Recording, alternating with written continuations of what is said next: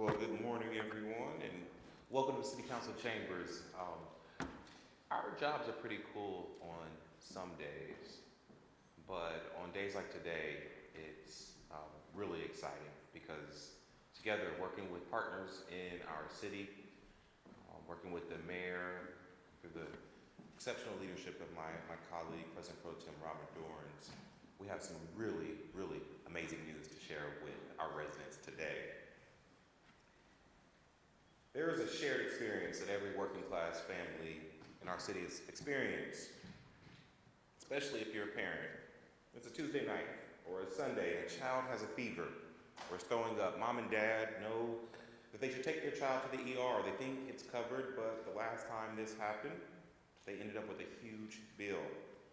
So they drive up and they sit in the car waiting to see if that fever breaks or if the child gets worse, to see if they'll have to risk it.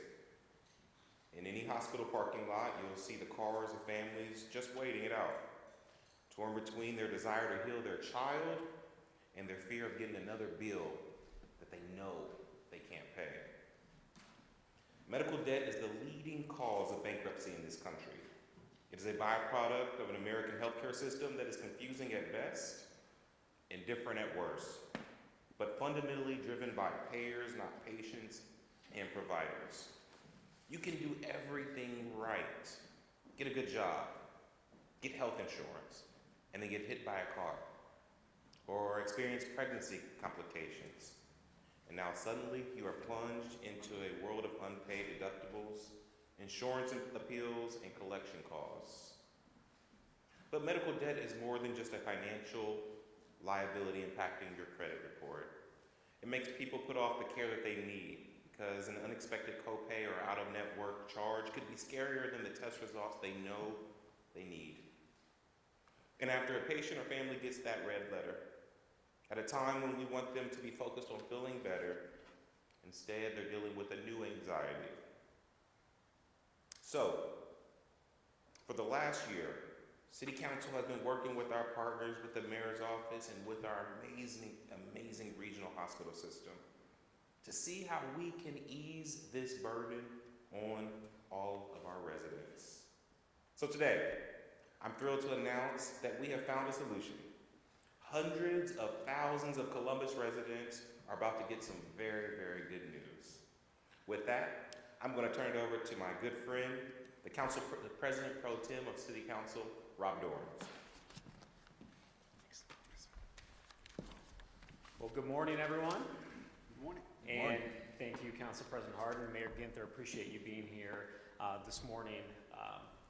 We've certainly had the pleasure, as Council President mentioned a moment ago, working over the last year with our Central Hospital Council and their members. The collaborative relationship that has existed between Mount Carmel Health Systems, Nationwide Children's Hospital, the Ohio State Wexner Medical Center, and Ohio Health have allowed us to be here this morning to share with you a unique Columbus solution to the problem that Council President just laid out.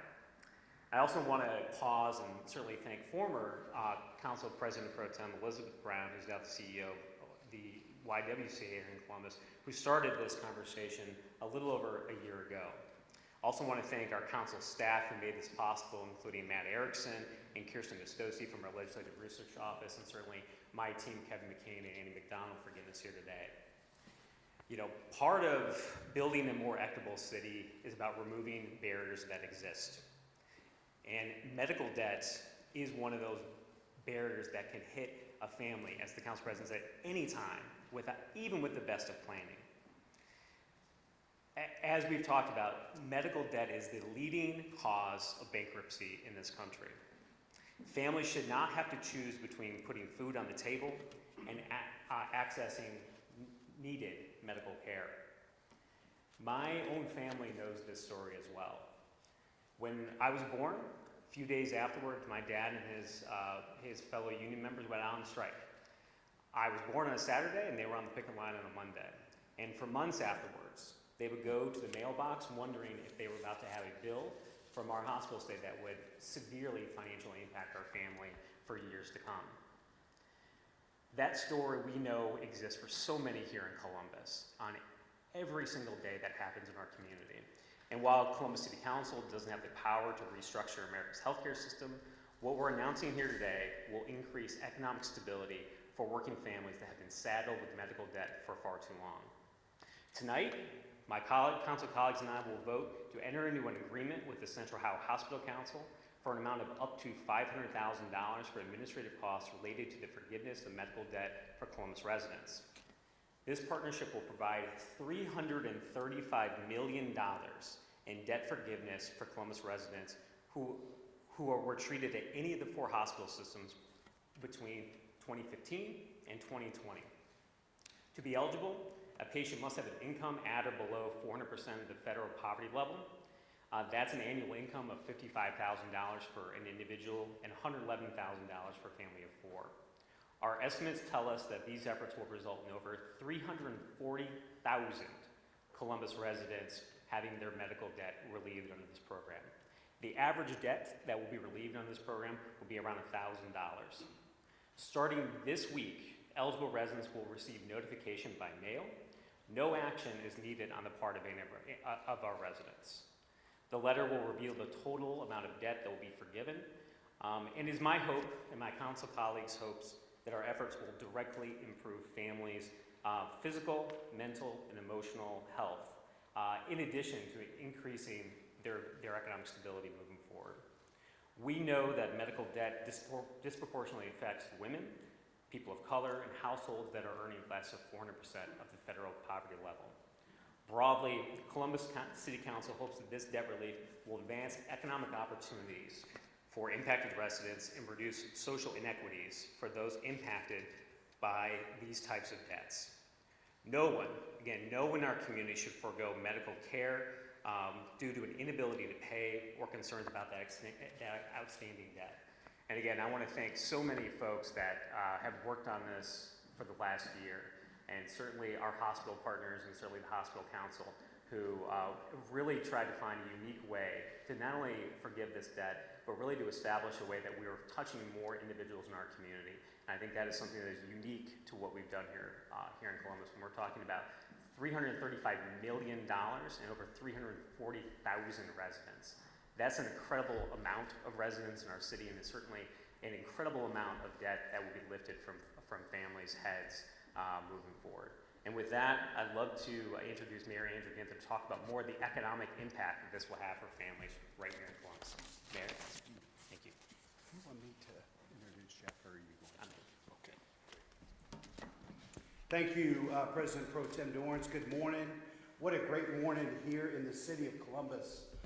Just grateful for President Pro Tem Dorn's leadership, the due diligence, the hard work, working away, and our health systems. I think today's another great example of the Columbus way.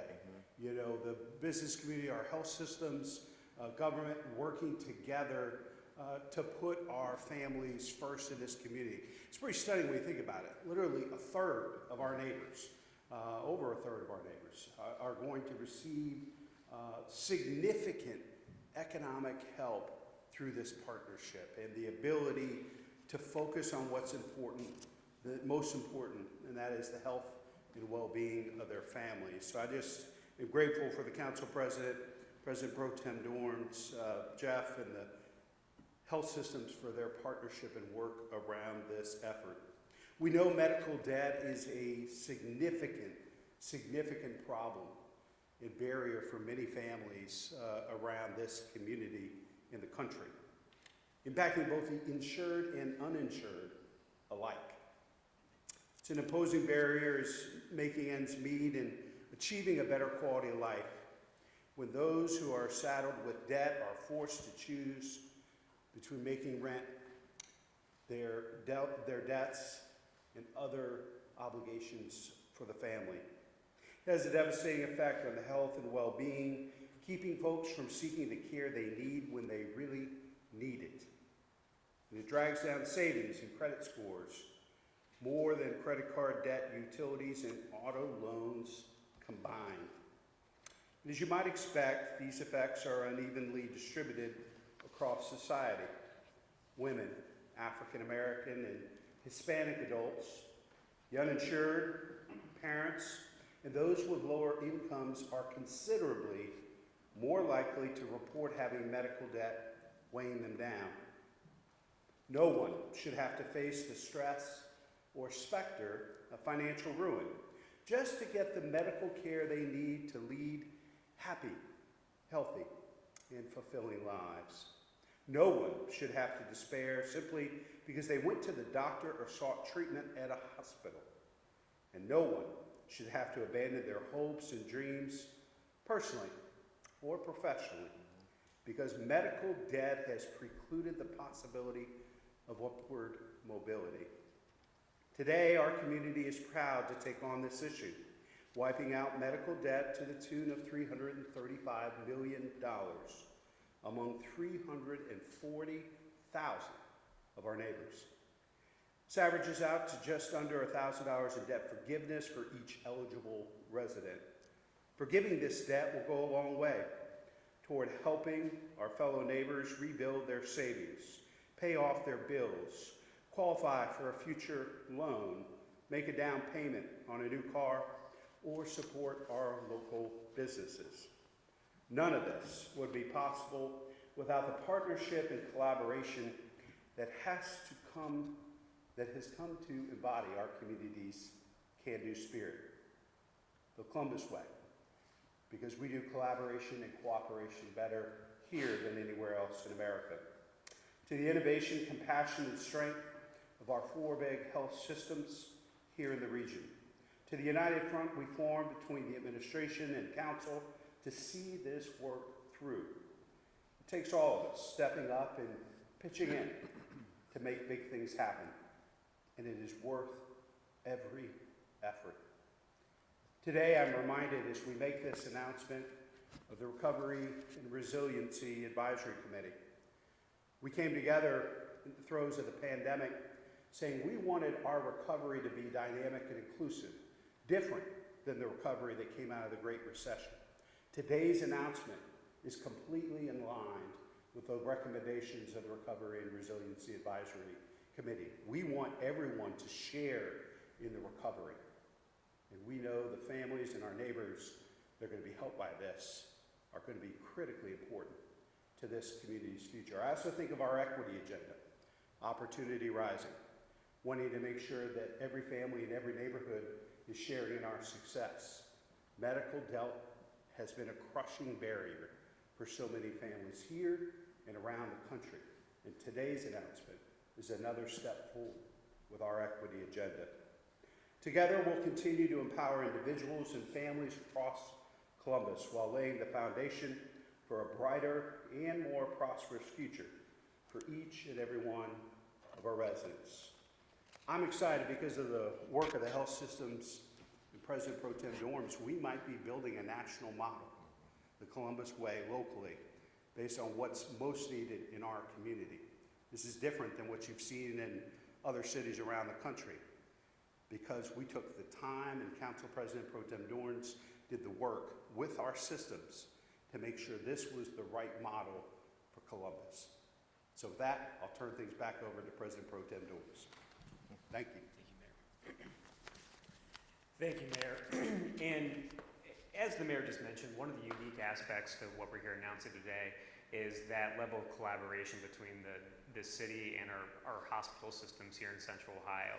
And the gentleman I'm going to ask to come speak here in a moment, we would not be here without. And I think to him and certainly everyone from his team and all the hospital systems for digging into this, because anytime we start talking about debt, anytime you start talking about billing, I think I learned an incredible amount engaging in this process from our hospital systems about how we could develop something that would go far broader and far deeper for our residents. And without their work to join us in this, we would not be here this morning. So with that, I'd love to introduce Jeff Kingler, President and CEO of the Central Ohio Hospital Council, to speak about his members' commitment to this program. Thank you.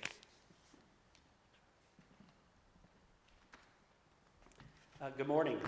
Thank you so much to Council President Hardin, President Pro Tem Dorns, Mayor Ginther for inviting me to speak today on behalf of the four hospital systems. So on behalf of those systems, we do want to express our appreciation to you all for your leadership and your partnership in addressing this important issue. I also want to reiterate the appreciation to the 4 hospital systems for your collaboration on this work. Our hospitals understand the financial burden that medical bills can place on our patients, and we're committed to providing financial assistance programs that help our patients with their medical bills. Our hospitals have and will continue to care for all Central Ohio residents, regardless of their ability to pay. As the mayor mentioned, Councilman Dorans mentioned, through this initiative, our hospital systems are notifying more than 340,000 Columbus residents who received care between 2015 and 2020 and are unable to pay their medical bill that their outstanding medical debt has been forgiven. Residents who are eligible for the program will be receiving a letter in the mail. In total, our hospitals are writing off more than $335 million in outstanding medical debt. And again, I appreciate the hospital systems coming together to design a program that provides this debt forgiveness in a consistent way, regardless of the hospital where the patients receive their care. Now, our hospitals really have a long-standing tradition of working together to address patient financial assistance. Going back to 2007, the 4 systems came together to develop a common standard in the way they provide free or discounted care to patients who receive care at their facilities. Under these standards, again, that were adopted back in 2007, all Franklin County hospitals provide free medically necessary care for patients with family incomes below $55,500 for a family of 4. Patients in that income bracket who receive care at a Franklin County hospital do not receive a bill. Patients with family incomes below $111,000 for a family of 4 are provided significant discounts for the care they receive at any Franklin County hospital. So why is this important? Unlike other communities, according to our research, Central Ohio is the only community in the United States where all hospitals in this community follow the same income thresholds for providing free and discounted care. Other large cities across the country have designated hospitals that provide the bulk of free care to the residents of that community. These hospitals are typically supported through increased property taxes. Unlike those communities, Columbus hospitals have come together and they share the responsibility of providing care to patients, provide care to all members of their community, regardless of their ability to pay, with no tax on property owners. The amount of free care that our hospitals provide to patients is significant. From 2015 through 2020, Franklin County hospitals have provided almost $900 million in free care to patients.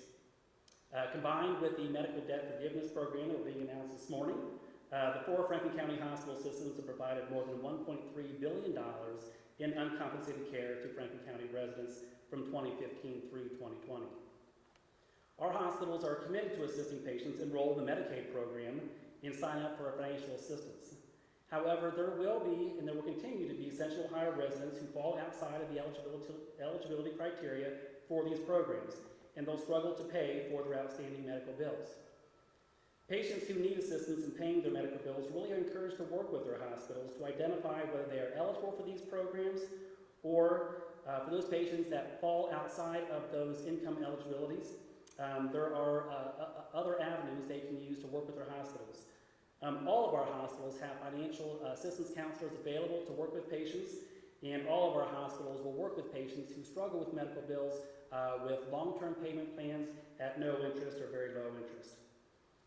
Again, so we really encourage residents that if you struggle with your medical bills going forward, reach out to your hospitals, work with your hospitals, and there are solutions available. As the mayor mentioned, Councilman Dorans mentions, it's really important to stress that no Central Ohio resident should ever delay or forego care due to an outstanding payment. Our hospitals have and will continue to provide care to all Central Ohio residents regardless of their ability to pay. So again, I thank you for the opportunity to speak this morning, and again, I want to extend the hospital's appreciation to our elected officials in partnering with us on this important program. Thank you very much.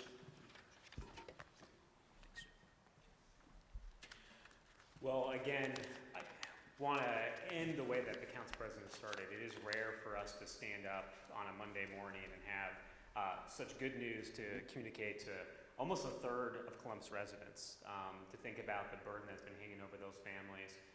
potentially for years, in which we're going to pass legislation tonight at Columbus City Council that will remove that burden.